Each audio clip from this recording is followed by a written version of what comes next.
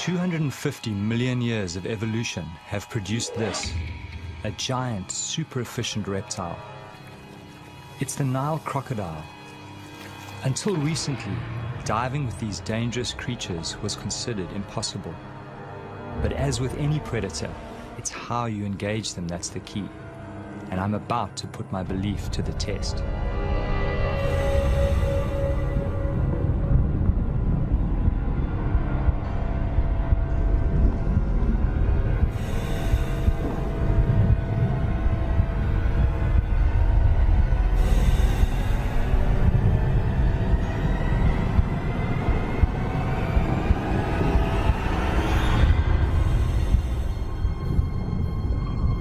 I've decided to take a calculated risk. I want to dive with feasting crocodiles. Can I approach them without being attacked? Will they see me as a fellow predator or as potential prey? Can I survive within their feeding hierarchy? I'm taking a big risk, and I think people understand that. And I don't think it would reflect poorly on a crocodile if it eats me. People expect that to happen.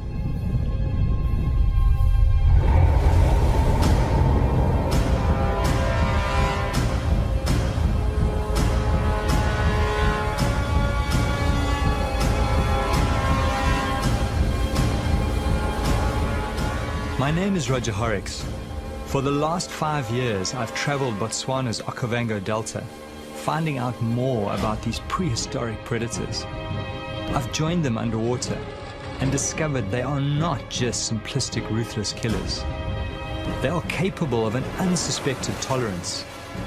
Now I want to test their ultimate acceptance by diving while they are feeding.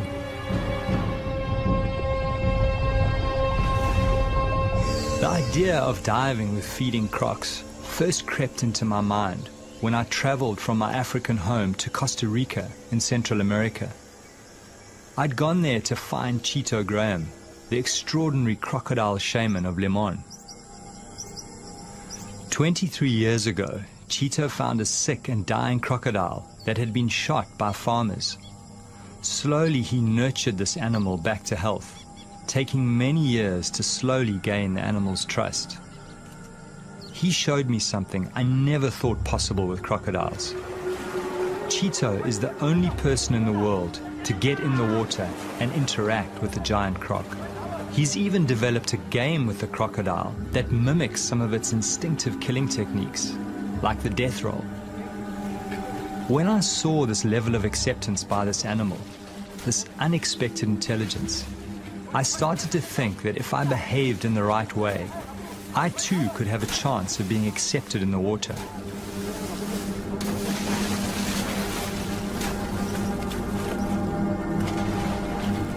As I watched this man and this predator together, it forced me to rethink crocodile nature, and the seed was sown to set out on my quest. To attempt to dive, many think will be suicide.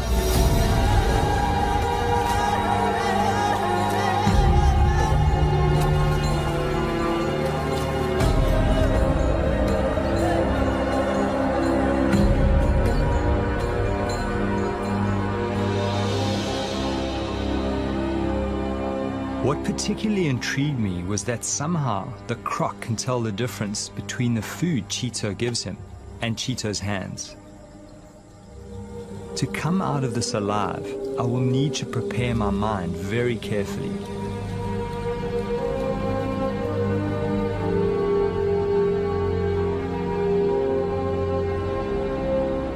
Cheetah has worked at putting fear behind him, and this crocodile's ability to pick up on his confidence just strengthened my desire to attempt to dive with feeding crocodiles.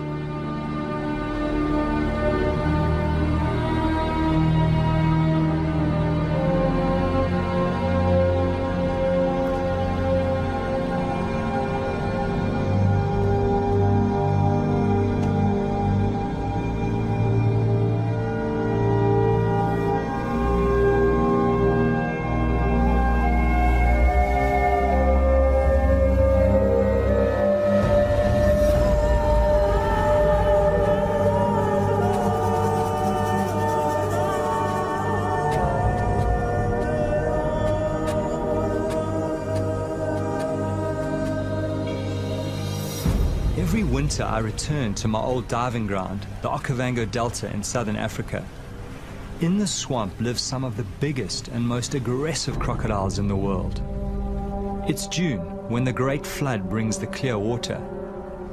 All my primal senses start to come alive as I prepare my mind and my body.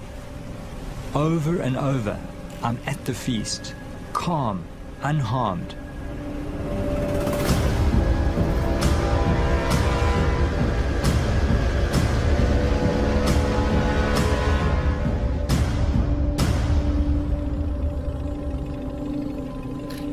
Even though I've worked with these animals for 5 years, I'm still very wary. Some of these beasts have eaten many people and are a huge threat to livestock. My theory is that reptiles, when feeding en masse, drop their territorial aggression to avoid injuring each other. This huge male is very aggressive and not an ideal diving partner. But I'm hoping that this behavior may shift when he is with multiple animals and can smell food. To really understand the dynamics and to see the way that these animals interact, you really need to go underwater, because that's really where it's all happening, certainly up here in the Panhandle.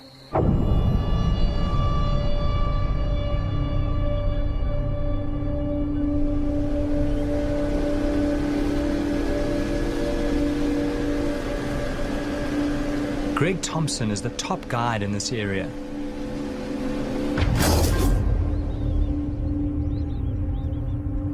He has grown up with crocodiles, seen several animals and people being taken.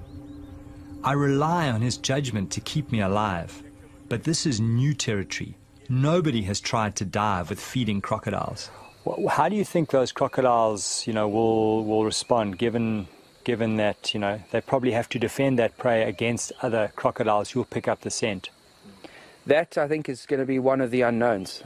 To be honest, I'm not 100% certain how they're going to react with something that's threatening their food. Certainly with other predators, they're very, very defensive around their food, around their prey species, something that they've killed. And crocodiles might very well be the same. Certainly a big aggressive male, at this time of the year, if he has got a meal, if he is hungry, I do believe he is going to defend it and be aggressive to anything that comes into that area, something that he thinks might be stealing his food. As human beings, we've just, we've evolved together with crocodiles, and we've evolved as one of their prey species. Human beings tend to settle near water. They need water for drinking, for washing, for all their sort of daily activities. So you're always going to have people close to their environment. He sees people as something that he can eat.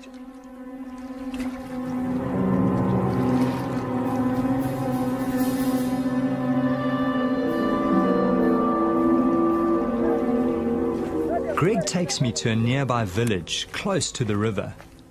Here, two women, a mother and a daughter, had a terrifying encounter with a crocodile while collecting food and building material for their huts. Resi Sashuma lost both her arms. She has a young child to look after. Mother and daughter now live by weaving baskets with only one arm between them, somehow surviving against impossible odds. The croc that attacked them was only about 2 meters long, but very powerful.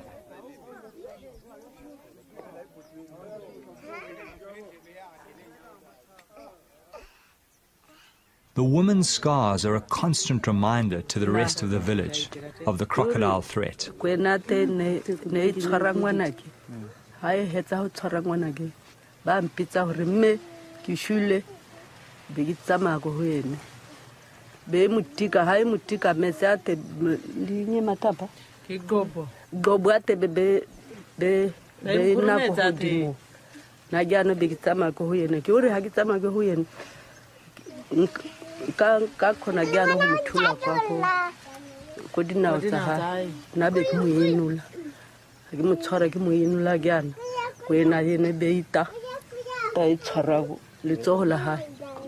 Their horrific story haunts me. Despite their loss, they have no wish to kill the crocodile. Somehow they accept this tragedy as part of living here. I wonder if only certain crocodiles attack people.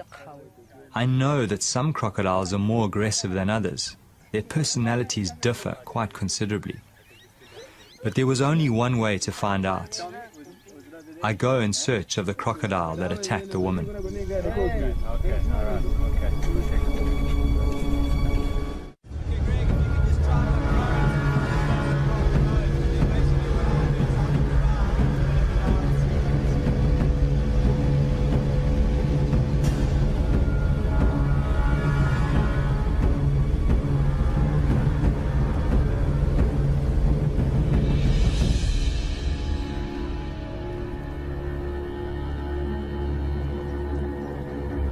It's a short boat ride to the area where the women were attacked. Crocodiles are territorial and so very likely to be in the same place.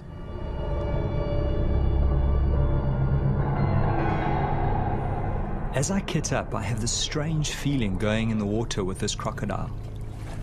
I feel so sorry for the woman, and yet no ill feeling towards this animal, which was just responding to the splashes and noises of its prey. 85 million years of instinct. I always get underwater as quickly as possible and make minimal splashes on the surface. Fish are the main diet of crocodiles. They hunt them by letting them come close and grab them in a flash of speed.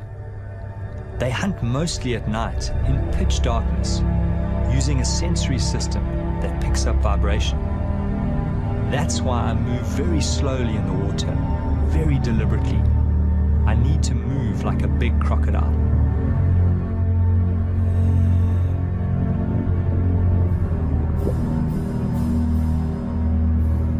The fish become skittish. I sense a big predator close by. Knowing this is potentially a man-eater puts me on high alert. It disappears quickly under the papyrus into the maze of underwater tunnels.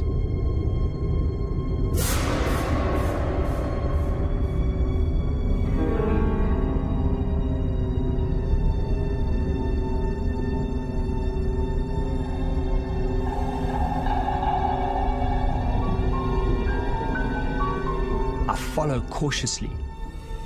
Some of these tunnels are kilometers long. Inside, there are big caves hollowed out by hippos and crocodiles where they take prey to soften for eating. The lurking croc distracts me as I move deeper into the maze. As I turn around to exit, there's that terrible feeling in my stomach. I'm confused. Everything looks different to my entry. I'm lost.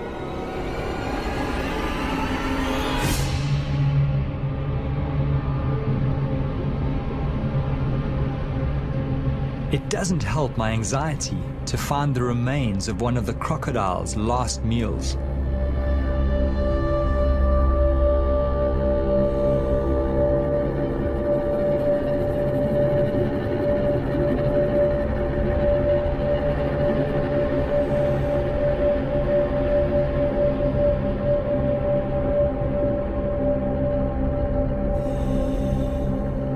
In the distance, I see a glimmer of light that I hope may lead to the main channel.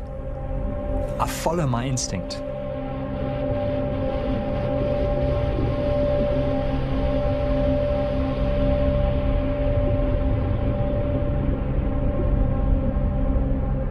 It's a huge relief to be back in the sunlit channels.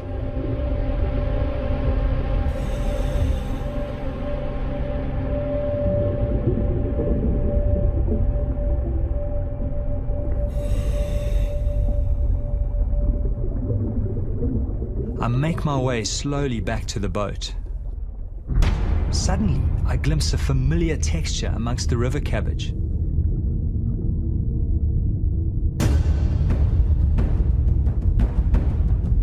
The crocodile has backtracked and exited the maze. I remind myself that these smaller crocs are often the most dangerous. All seems fine at first.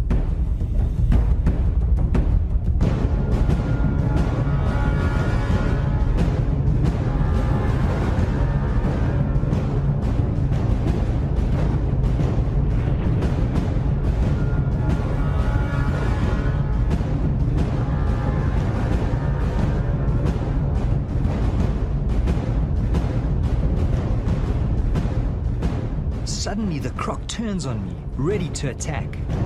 Then he goes straight for me.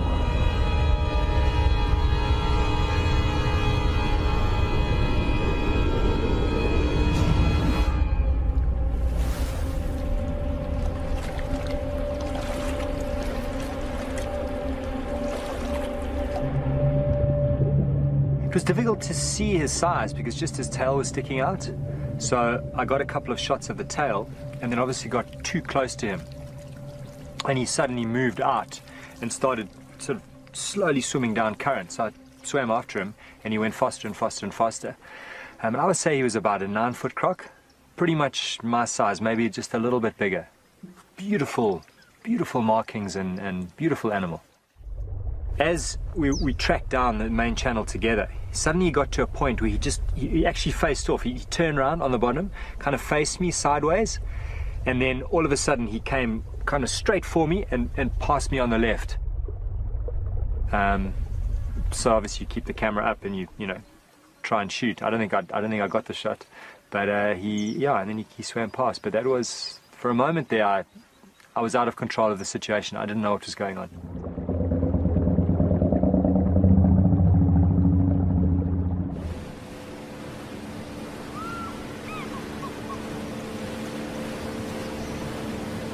Traveling back past the village, we get word that a cow has been taken by a big crocodile and has been seen dragging it downriver. For the villagers, this is bad news. Cattle are their currency, their symbol of wealth. But for me, this may present the chance I've been waiting for. With the smell of the fresh carcass, a huge scent trail is moving downriver, calling all the crocodiles to focus on this one large food source.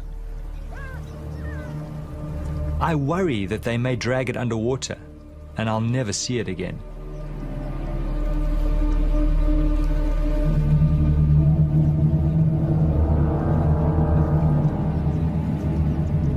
Seeing the animals around the carcass, I start to get a really uneasy feeling building inside me.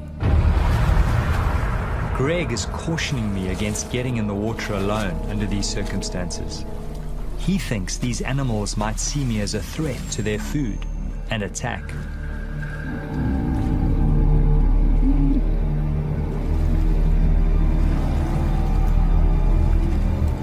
Looking at these feeding crocs, I watch carefully for their aggression towards each other, imagining myself amongst them. They seem to be very accepting of each other. But how will they react to me?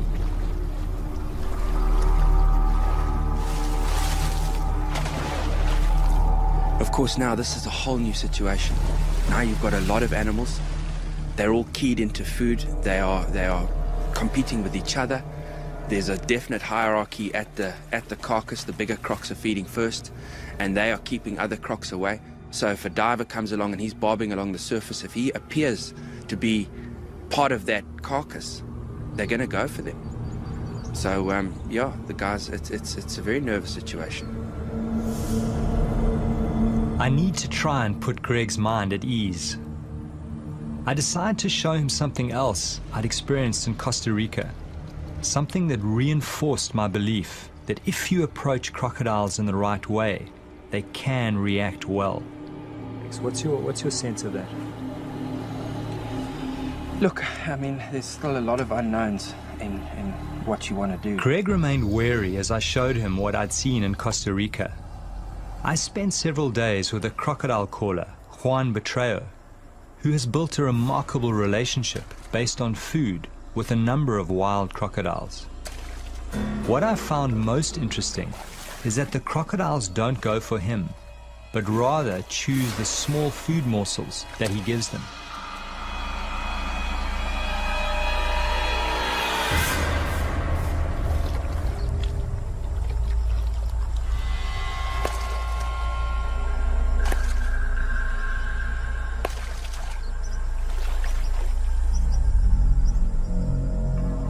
It's somewhat of a mystery why they don't take him, but this was what gave me hope for diving with the feeding crocodiles. I was counting on them accepting me as another predator at the kill and not attacking.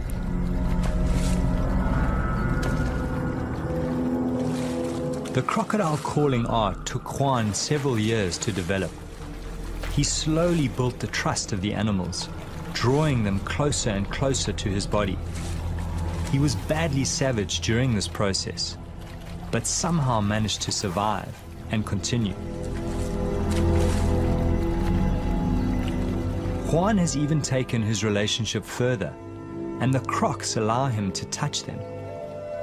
He shows a side to crocodiles very few know. People think I'm crazy sometimes, but it's these small things that give me confidence as I plot the feast in my head.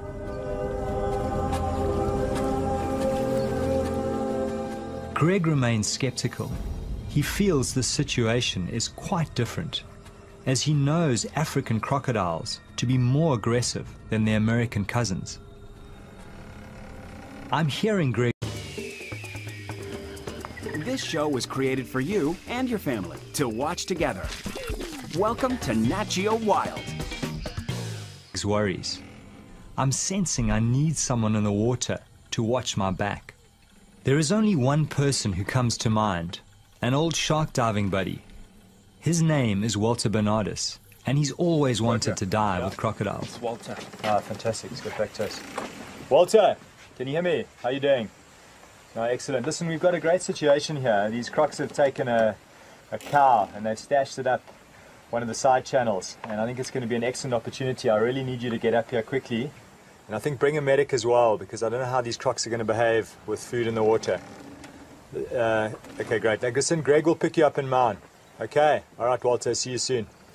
Great. Thanks, Greg. So he's coming. Walter has managed to develop extreme intimacy with giant tiger sharks. He worked out that by touching their sensory organs next to the shark's mouth, a catatonic-like state could be triggered. It was only his deep knowledge of sharks and his fearlessness up close that made this strange and intimate feat possible. I wondered how Walter would react to the crocodiles.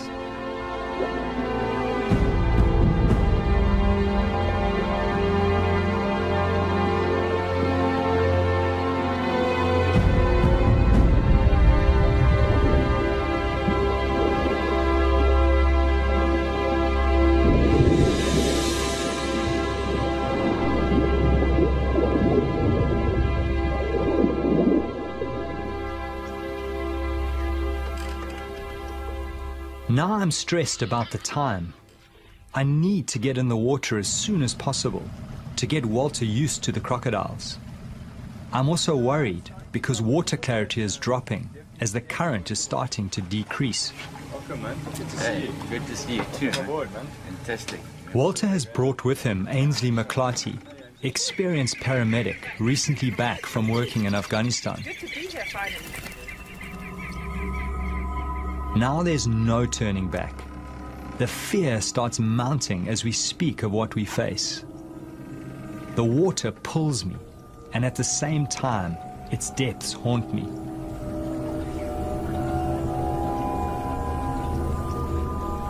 So Walter, how are you feeling? I mean, this is the first time you've been up here in the Delta. What's your sense of all of this? Yeah, well, it's totally new for me. You know, I'm sort of used to the big animals in the sea, but this environment here, you know, dealing with reptiles, cold water, murky sort of to clean conditions, is totally new for me. So a little bit nervous, but excited in the same time, you know. When I was first contacted, they told me that they needed a nurse, you know, someone with paramedic experience, with Africa outdoor experience. And I said to them, they don't need a nurse, they need a psychiatrist, because what person is going to go out and dive with crocs? The biggest concern when you have a limb taken or puncture wounds is obviously a person being in water, that they can bleed out very quickly. And so putting pressure on, getting a drip up as quickly as possible, and stabilizing the patient is always the most important. I've dealt quite a few times with people who've lost limbs, and it's definitely very achievable to save their life.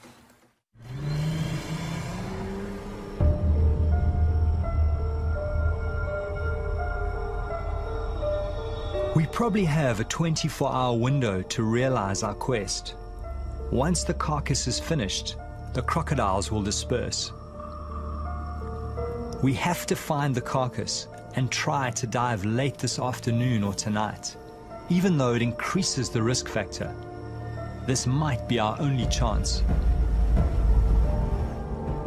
This is what I love most. This is my world. Fear is something I've learned to control and understand. The dark is part of our deep evolutionary past, because for thousands of years, big predators hunted our ancestors at night. You know, it's hard to explain why we do it. You know? Why do we do it? We do it for the excitement, we do it for the challenge.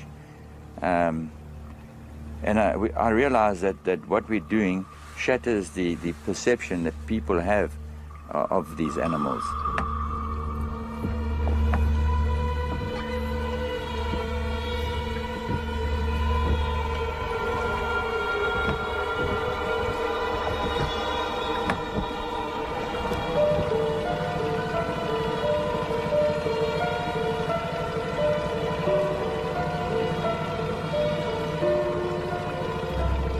Greg motors to the area where he last saw the carcass and looks for signs.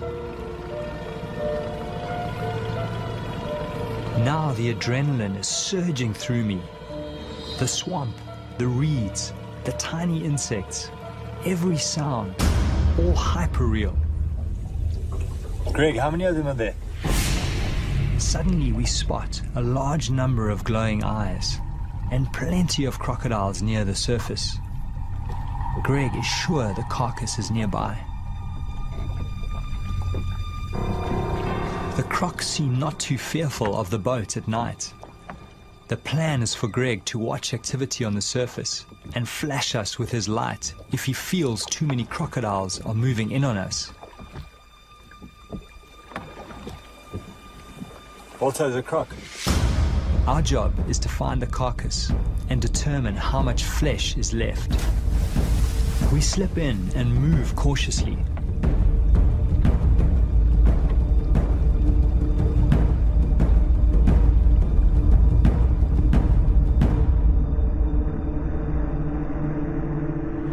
The crocodiles are patrolling the surface.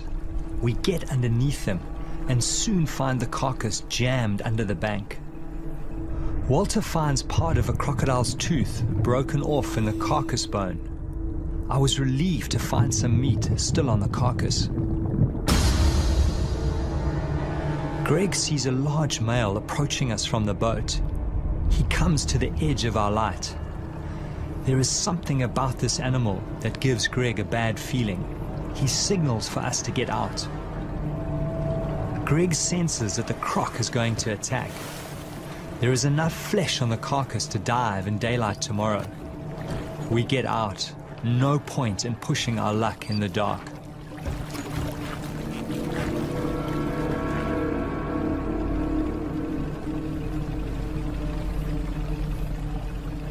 How's that tooth in that femur? I actually brought it up with me, eh?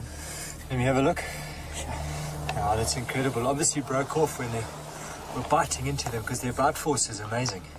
And apparently this ridge on the side is what they use to actually, when they lash out, you know, bash into other animals. Now's a good time to tell me about all that stuff, eh? Yeah, Oh my goodness.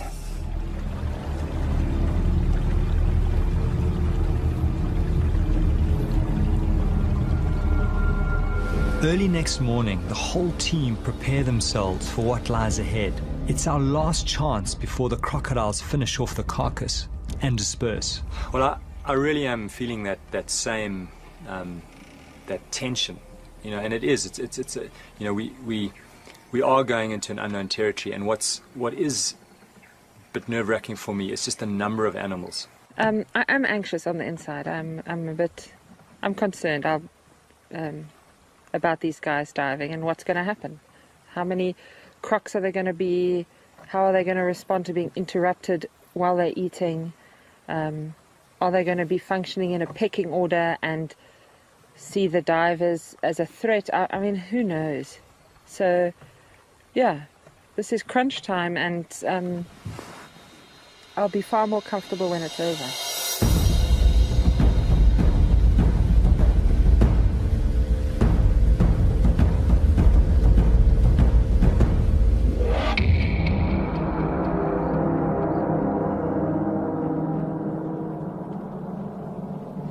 As we approach the area where we saw the carcass in the night, I'm seeing more crocodiles than I've ever seen before. Trying to heat their bodies, they need heat for the energy to feast. This big male has the marks of recent fighting. Not a good sign for us divers. I was hoping that they would be more tolerant to each other with so many animals together.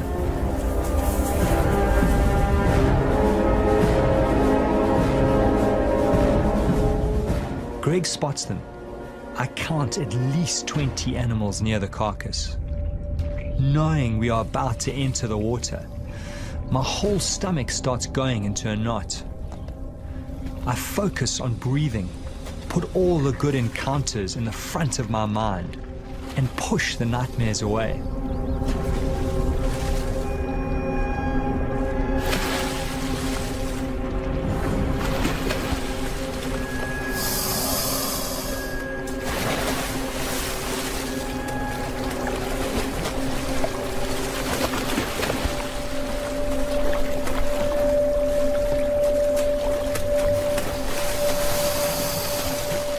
You know, it's incredibly lucky to find it. Often, you know, once that animal bursts and the crocs start feeding on it, they'll take it under the papyrus and hide it. And there it's a perfect situation. It looks like they've pushed it into a little bay. It's in still water, it's sort of wedged up against a tree, and they've started to feed on it. I must say, Walter, I've got that same little butterfly feeling that I had when first time I got in. We're going to have a look, eh? Let's go have a look. And just be aware that the smell of that rotting meat is like a magnet to these animals. They'll be swimming upriver, all coming to investigate the source of that.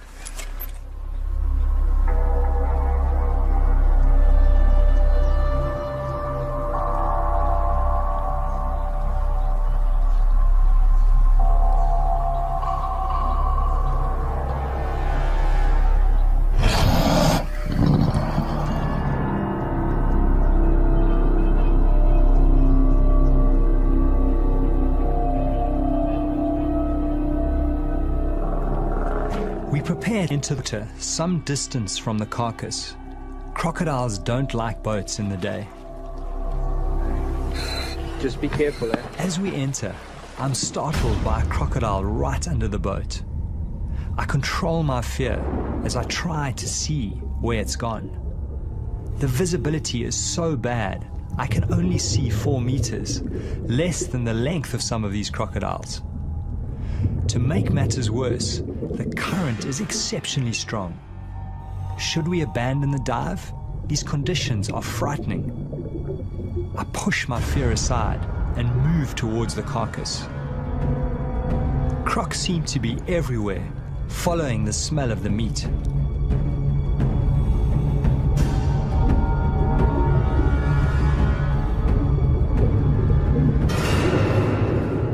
we turn, crocodiles are waiting in places where the current is least strong. It's a maze blocked by dragons. I find it hard to read their body language, but none seem to be showing aggression yet.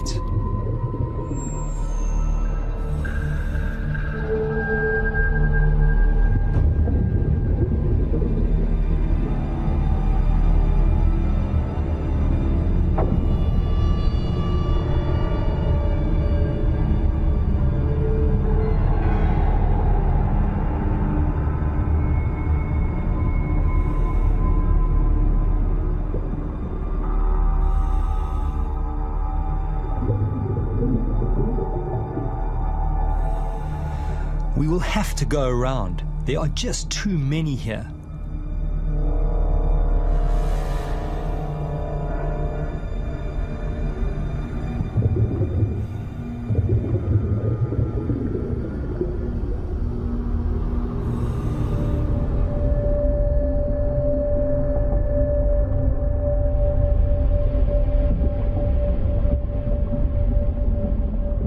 I'm surprised no crocodiles have confronted us yet. We are well into their feeding territory.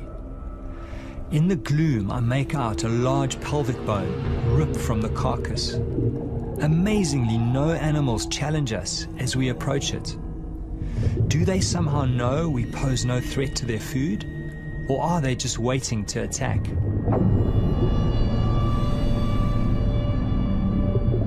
A lot of the meat has been shredded, and the animal has been gutted.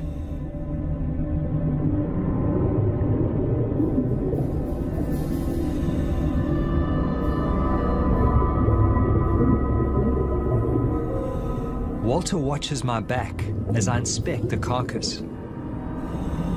There are huge puncture marks on a leg bone.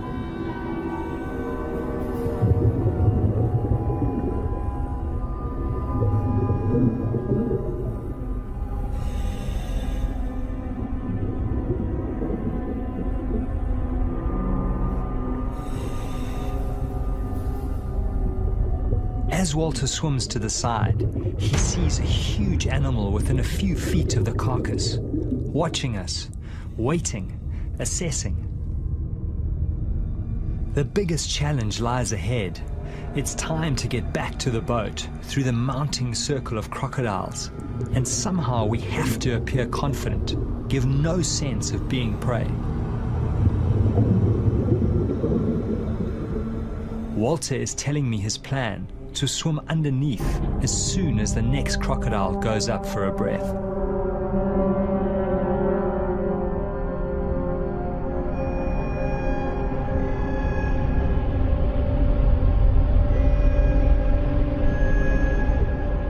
As we take the gap, we bump right into another huge male.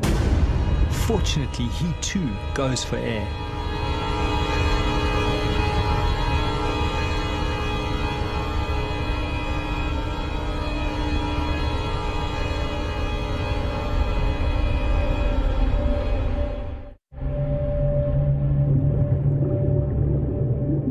As we swim through the maze of crocodiles, the strangest thing happens. We bump right up against another big animal. Unlike the others, he does not move. This animal is completely aware of our presence, but somehow accepting. Walter's unusual sense with big predators kicks in.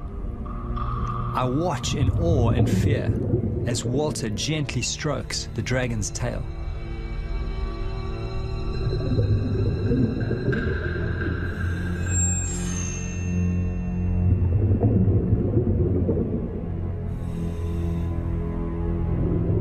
Then something happens that I could never have imagined.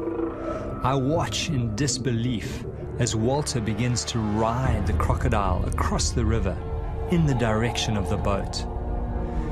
Even though the crocodile is slowed by Walter's heavy weight, it does not shake him off or attack. It feels like I'm watching some strange fairy tale as Walter rides the crocodile some 50 meters across the river. I have no explanation for why a predator allows such intimate behavior.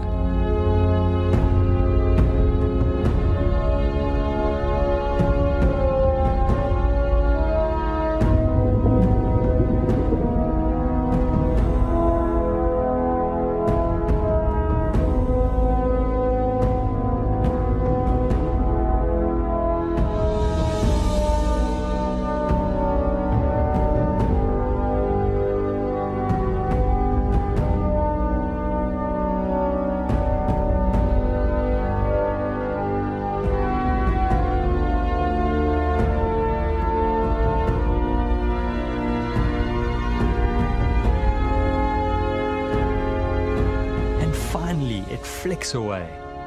Yet again, these animals reveal another side, the mystery side that few people ever get to see. I'm humbled and awed.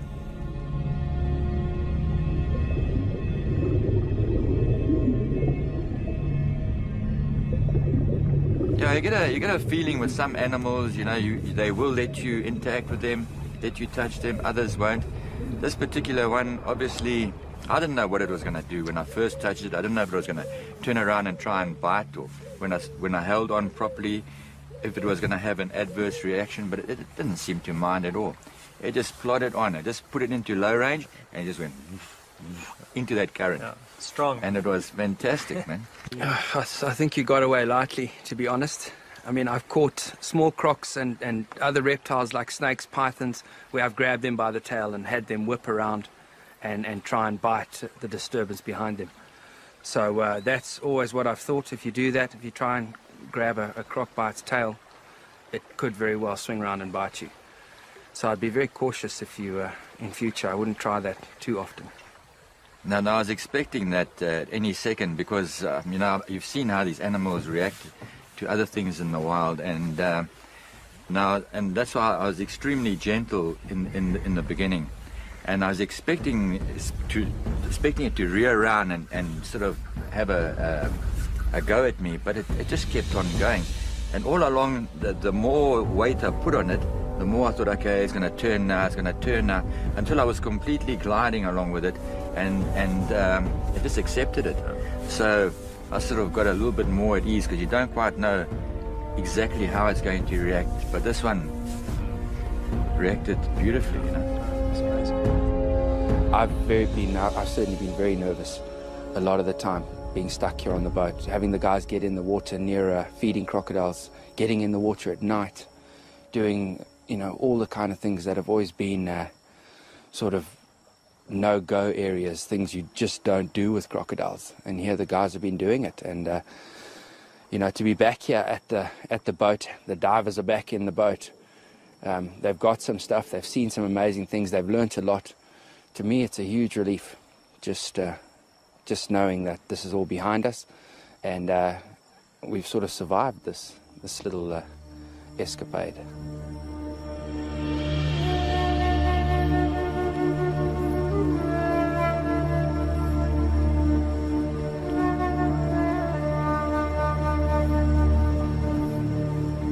You got to accept it, that coming out of the experience, you're not going to be the same as you went in. Something shifted, but it certainly, I'm not the same person when I go home in a day's time. Well, I think when we first started diving with these animals, you know, the whole thing was, would they eat us or not? And having kind of broken through that barrier, as it were, that's just broadened my whole perception of how intelligent these animals actually are.